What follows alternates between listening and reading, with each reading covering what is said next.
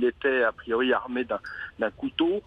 Et il aurait, là aussi il faut être extrêmement prudent, mais il aurait crié Allah ou Akbar avant que les policiers immédiatement face à cette agression ne ripostent et neutralisent cet individu. Donc il y a eu une réaction parfaite des policiers qui ont su faire preuve de grand sang-froid et de professionnalisme face à cet individu qui menaçait leur intégrité. De blessés du côté des forces de l'ordre ? Il n'y a pas de blessés. Il y a une personne à l'accueil du commissariat qui a été très fortement choquée, bien évidemment, et qui a été prise en charge. Mais il n'y a pas de blessés au sens strict du terme. La seule personne qui a été blessée c'est l'assaillant, c'est l'agresseur, qui a fait l'objet d'un tir de riposte avec beaucoup de sang-froid de la part des policiers.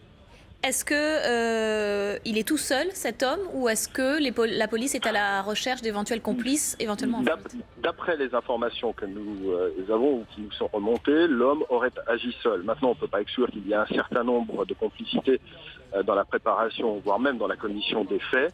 C'est la raison pour laquelle il faut être extrêmement prudent et que l'ensemble des témoignages, tout comme l'ensemble des vidéos qui peuvent être à disposition de la police et des services enquêteurs, vont être exploités dans les minutes et les heures qui viennent. Il est aussi beaucoup trop tôt pour parler d'actes terroristes. Il faut être extrêmement prudent.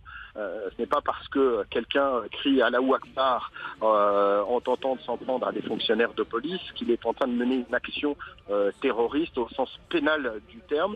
Ce qui s'est passé à Valence il y a quelques jours en est l'illustration. Donc il faut être extrêmement prudent. Les faits se sont commis il y a un petit peu plus d'une heure. C'est la raison pour laquelle, en temps et en heure, le ministre de l'Intérieur et les procureurs de la République de Paris auront à s'exprimer sur ces faits lorsqu'ils auront des éléments pour le faire.